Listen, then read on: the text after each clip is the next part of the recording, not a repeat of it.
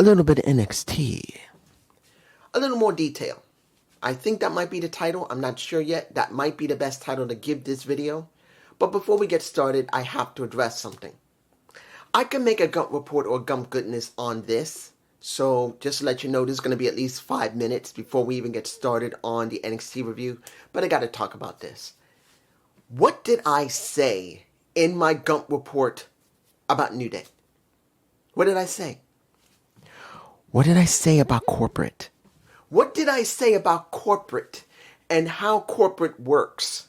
Because you can say all you want about how Triple H runs things or Vince McMahon runs things, but I've always stated they're in wrestling. Vince McMahon is a promoter that tried to be a businessman. Triple H is a former wrestler who now does an executive position in business, which is covering wrestling. But he's still covering in wrestling. He doesn't do the budget. He doesn't do the main thing. I know you're going to say, well, yeah, he got rid of people. They're still getting rid of people. Yes. But he's not corporate. What did I say what corporate would do? Corporate doesn't care about people in mass. The only thing they care about is making sure the shareholders gets their money.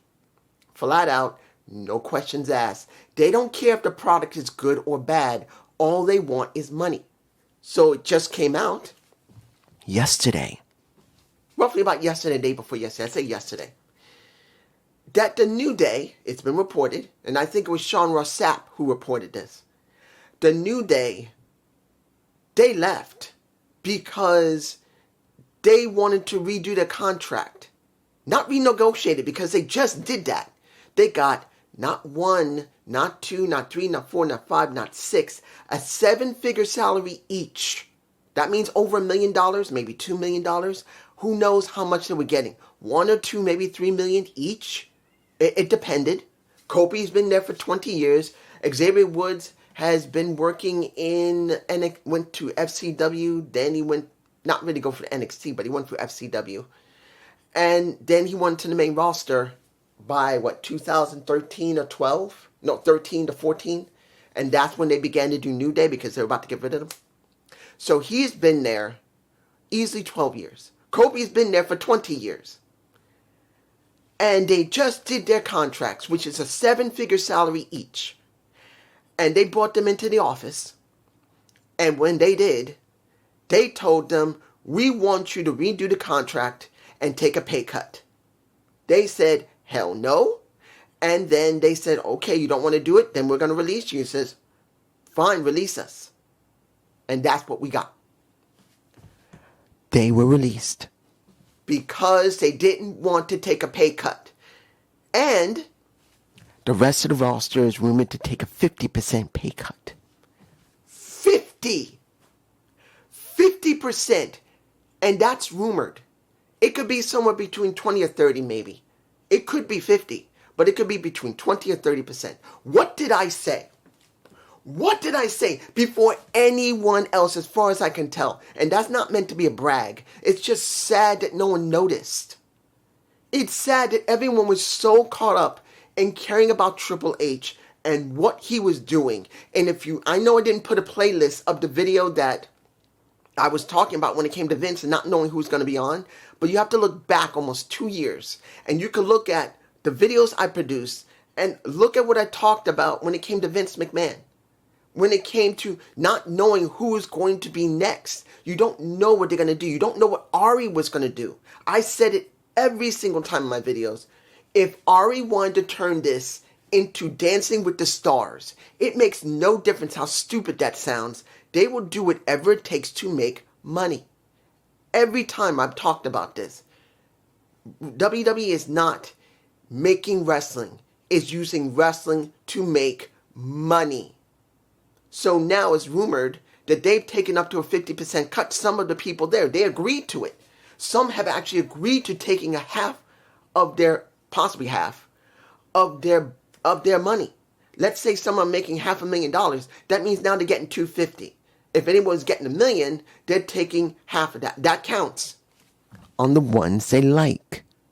Because remember, in mass, they don't care. But for those they think is worth it, they'll let them keep it. But also, we've already been reported that Nick Khan got an increase in money, Triple H got an increase in money, and Ari Emanuel got an increase in money, which he's going to because he is the CEO. He's not the owner anymore. He's just a CEO of a satellite company owned by Silver Lake. And I will leave again below the connection to the acquisition of Silver Lake. If anybody wants to make Alex see that link I leave below, lead him to it. Say, Alex, you know Silver Lake owns WWE and UFC and Endeavor. And he says, no, it doesn't. Give him the link. Let him see it. Or JD for that matter. Remind them that this is not just about Ari.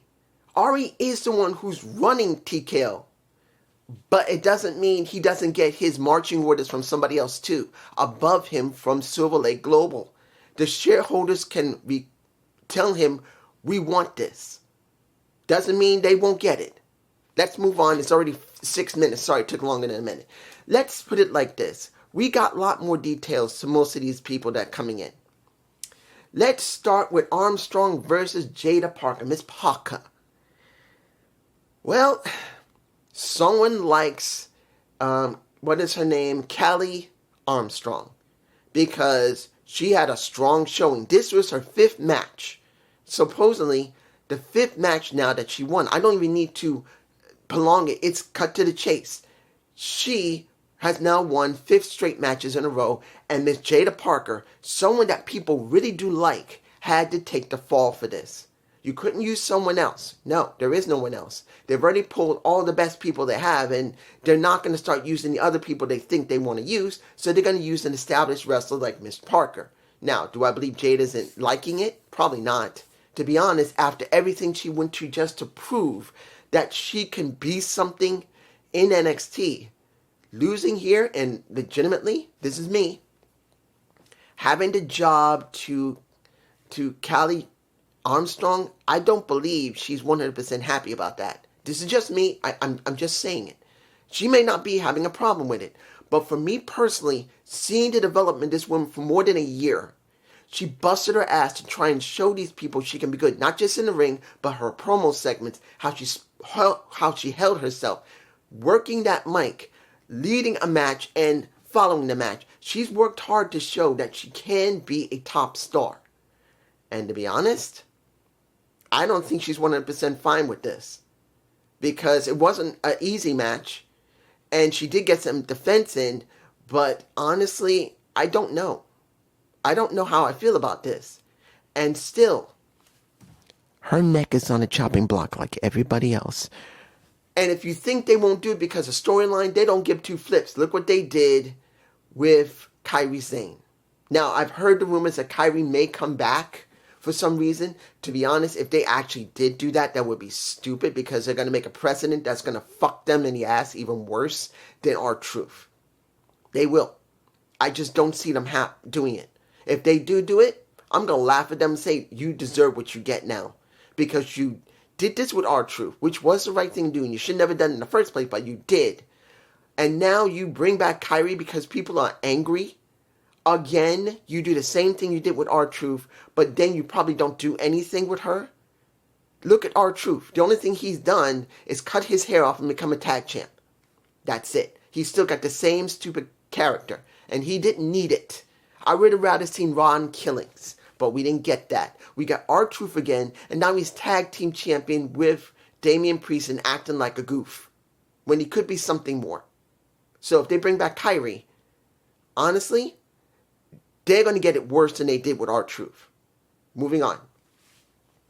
You got Jasper Troy versus Drake. Now, this isn't really about Drake winning. It really doesn't matter about him winning this match. This was more about Lockwood. I believe they're calling her Lockwood. The one that was introduced in that segment when Vanity Project was in the bar. Now, I'm going to be honest here, and this is not meant to be disrespectful to Lockwood. I don't know what she is. I think she's a real woman, or she could be something else. To be honest, I don't really care. I don't. As far as they're saying she's a she. But I am going to acknowledge it because now she's going to be on WWE television. just like what happened with Nia Rose and Sunny Kiss, they are and Gazelle Shaw. I'm not saying she is.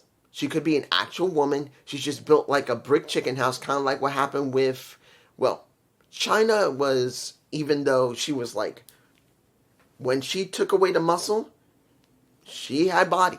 She wouldn't have a great body, she had a body. And this woman is a bit different, if she is. And I don't really care. But I wanted to acknowledge it just in case someone brought it up. And if she is transgender, I personally don't care. All that matters is that they book this person properly. If they don't book them properly, then we have a problem. It's going to be stupid. And that's all I need to say. This was to get Lockwood over with Vanity Project. And that she's going to be basically their muscle. Because we got Nolan Dar coming back, and he wanted to go after Drake. And I believe it's Jasper. No, what is this guy's name? I forgot his name. Drake. I'm forgetting his name. I'll remember eventually. But I'm going to be honest here. All I see is Lockwood. I believe her name is Lockwood. Lockwood legitimately is going to be the most important person in Vanity Project. That's what I believe is going to happen. I don't know how far they're going to push this person. Push her. I don't know. It's going to be very interesting to see what they're going to do. Next. Mixed tag, Miss Iguana and Lola Vice versus Nico and Izzy Dane. Let me give it to you like this. Do I like Miss Iguana? No. Too gimmicky. I don't like his gimmick, to be honest. And it's not because he's Spanish. I don't really care. He's got to be entertaining to me personally, and he doesn't feel entertaining. He doesn't. Is he unique? Hell yes, he is. He is unique. He is. You don't see people like him anymore. Like Al Snow with Head. And when it came to R-Truth with Little Jimmy, even though he wasn't there, it was still, he still did a representation, leaning over and acting like there was somebody there. You don't see characters like these often. You don't. Yes, you got Danhausen on the main roster, but Danhausen doesn't have a doll. Or an iguana. Do I believe his wrestling style is great? It's Lucha Libre with him acting like a dead iguana most of the time. It's not really catching me. Maybe if he's on the main roster more than just once in a while because he's still going to AAA and they still got the mixed tag belts from AAA, I just don't know. If he comes to the main roster of NXT and they use him and book him to make him interesting, then maybe I'll get interested in him. But if it's maybe once in a while he shows up, I don't care. I want someone on NXT TV that I see all the time and they write for him. If he's just there because of Lola, I don't care. And Lola lost the match. Lola did. When Iguana got powerbombed onto the floor outside the ring, and she was shocked saying, "What are you doing?" "What, Iguana, what are you doing?" Why would you say that? I'm like, he got powerbombed. He got powerbombed onto the floor, not the apron. He was grabbed by Niku and driven into the mat. He was out. And Lola's saying, "What are you doing, Iguana?" And she gets pinned. Iguana eventually recovers and helps her up. But in the end, I'm like, that was a stupid thing to act like. That she sees him get powerbombed and said, "Iguana, what are you doing?" Because that's what I thought I heard. I'm like, well, that's stupid writing there. Why would you have a face acting that stupid? Acting, "What are you saying?" It sounded like she said, "What are you doing, Iguana?" Iguana. I'm sorry. I'm not buying Lola. I don't really care. Now, when it comes to Izzy, now that she won, do I believe that she's important? No. She's had multiple opportunities to try and get a title. Don't feel it. Now, when she goes up against Lola to go for that title, do I believe she's going to win? No. I just don't. To be honest, I think that she's one of the people that's going to get the chop. I think she's going. Nico and her, I believe, along with Shawn Spears, may leave. Now, I could be wrong. This is just my point of view. This is still May. We have May into June and possibly June and July before we hear more people being released.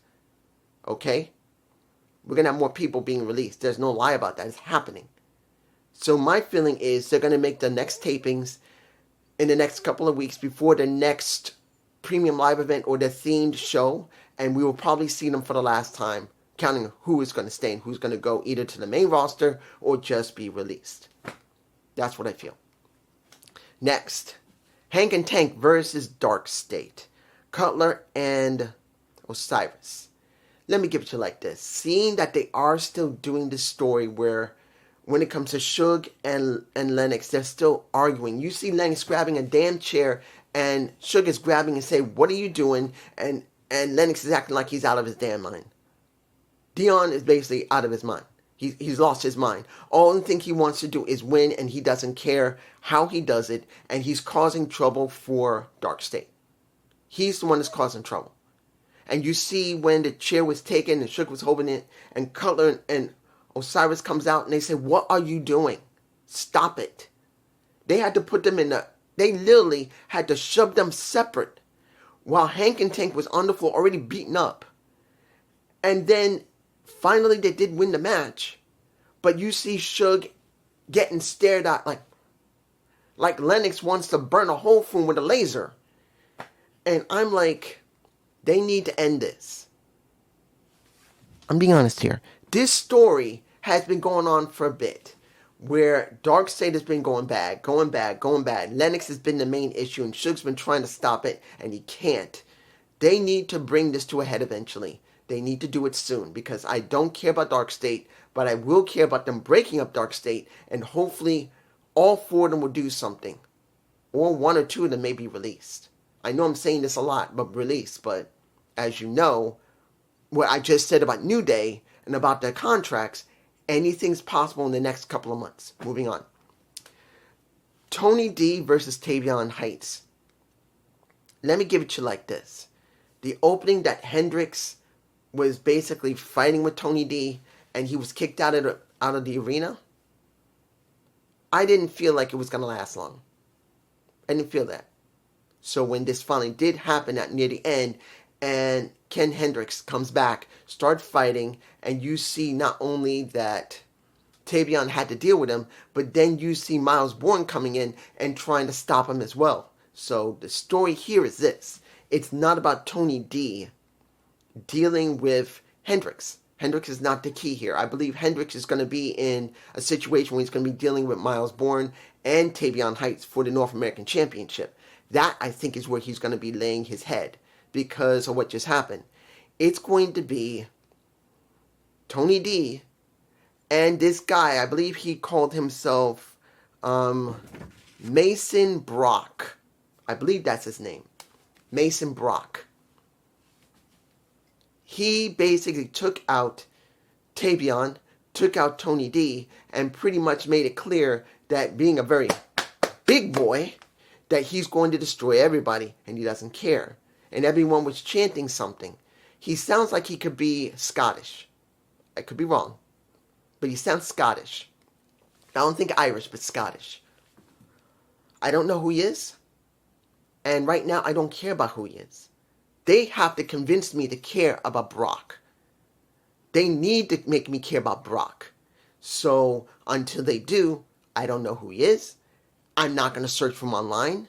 I don't care about searching him online. That's not needed for me. What is needed is for this company to give me a reason to care about him away from what has happened in the European scene or Japan or Mexico or even in other promotions. I don't care. Give me a reason to care, NXT. That's their job. Now, let's talk about Emmy Algard.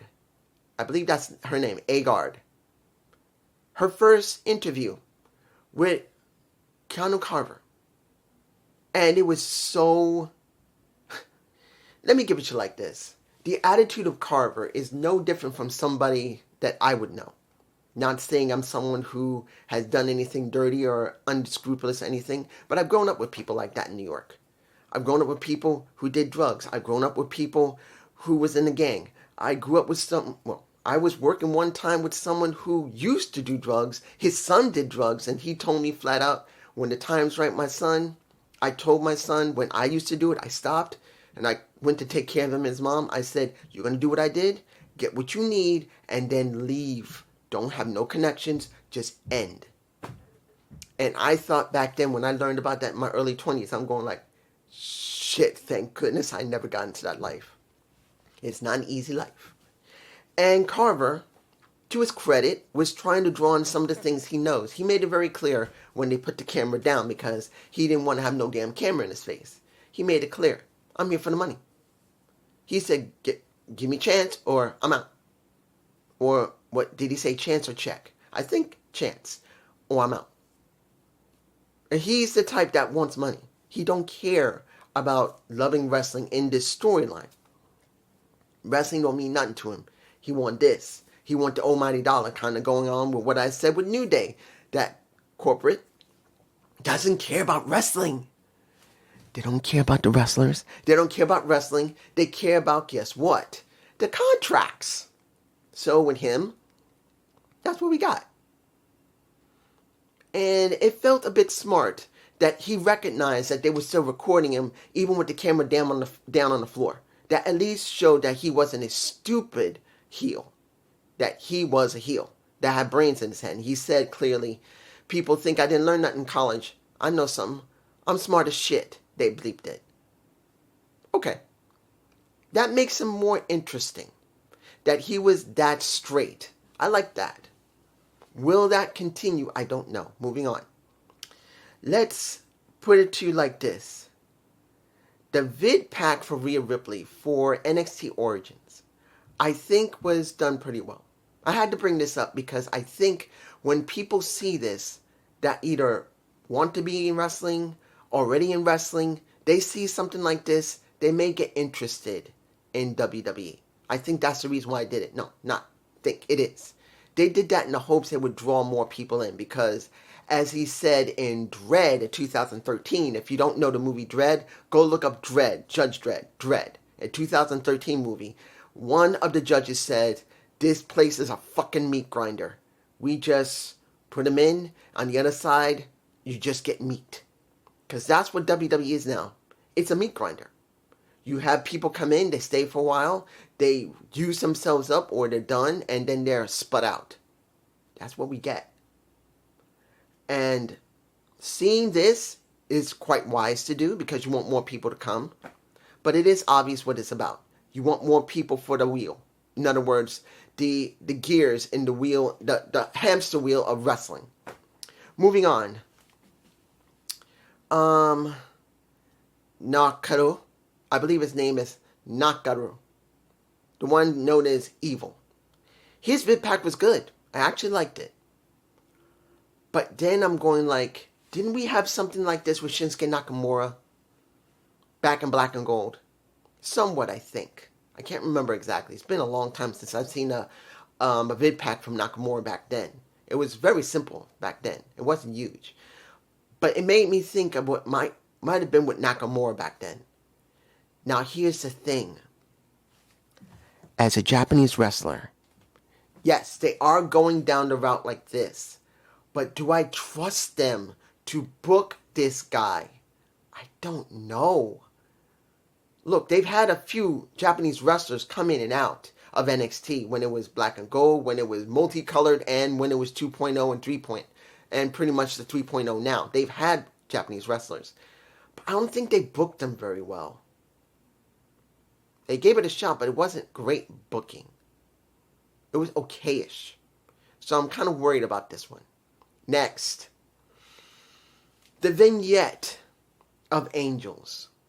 Hearing that he's a 7th generation farm, well, pretty much he's a sheep herder. Well, if it's real or not, I don't really care. I want to know how they're going to make this interesting. That I'm going to be fascinated by him. Just because he's a 7th generation sheep herder is not enough. They got a lot of work to do with him. He sounds good. He looks good. I don't know if he is. We'll find out. Let me see here. Let me give it to you like this. What did I get from Zaria's segment that had a whole bunch of people on it? Did I like it? Well, here's the situation. With Zarya, it's sink and swim right now. She has now been developed. Understand this, guys. Zarya has now been developed over this last year to about year and a half. Somewhere between a year and a half, easily. With Soruka. She's the only one out of the three that came in of Stephanie Bakir, of Julia, and her. She's the only one that had real development. So now, everything she went through, she needs to apply this. This is sink or swim because they're watching her. Of course, she could still be released by the end of the next month. You never know with Zarya or anyone right now because it's still up in the air for everybody. But Zarya is the big question. Will they do something with her? And can she handle it? And she sounded pretty well. But then saying that she wants not the world champion, but the North American championship because that's what started for her, that the fire was lit, that she should be for herself because of how Soruka treated her. Because she gave everything to Sol. She was willing to pass up opportunities for Sol and protect her. She didn't have to, she did. So now she's done. But then we get Tatum coming out and making it very clear there are very great similarities between the two. She spoke like that. And she said, I was willing to put someone in a casket. You're going to have to do a lot to get me. And then what did we get? We get the new Izzy Rain. Now, this woman's interesting. I don't know. I think she's from, where was it? I remember as a kid, I've seen EastEnders. If you don't know what that is, that's a British drama back in the 80s and 90s. I saw it when I was maybe a teenager, and then I saw it again when I was an adult, like briefly. EastEnders. And there was a woman there who spoke similar to her, and I believe that she was from, well, they were joking around, like Brisbane, I think that was, or at least part of England that was rough, that they had that thick kind of accent. Not much different than if you go into the hood. Similar. And she started making me think of that. So she has some level of character I kind of like.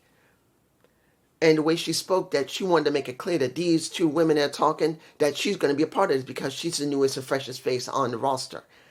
And then, I might put the picture of them in my face. And then you see them, all four of them. And then you see my girl. You see my woman. Out of all the women on NXT, believe me, there's some gorgeous ass women. That one's mine. I don't care who you are. If you say, no, she ain't yours, she's mine. No. Lakita Lyons is my woman. She belongs to me because I've seen this woman for more than a few years. She's been on the roster. I say 2.5, think about 2.5, near 3 years, not also counting, not saying not counting, but also counting when she got injured and she was off TV. Easily more than 2 to 2.5 years. She has been in NXT. And she has not had a good shot at things. I truly believe this woman needs to leave. If they're going to release her, I hope they do. I say it again. She should not be there because, again, the moment I saw her come out, I knew she's going to be the one that's going to eat a punch. I knew that she was going to be the one that's going to put someone over. And guess what happens? Not only does she miss hitting Rain, then she gets nailed in the face by not Zarya, but I think Tatum. I think she got nailed. No, I think it was Zarya that powerbombed her or power slammed her, and then she rolls out of the ring. I knew she was gonna eat it. And now Zarya is the one who looked great. But the question is going to be how they're going to book Zarya. How are they booking all these people? We get more details. This is going to be, excuse me, this is going to be very interesting what we actually have here. But it's just my point of view. Have a good day. Have a good night. Peace. I don't say that often, but there you go.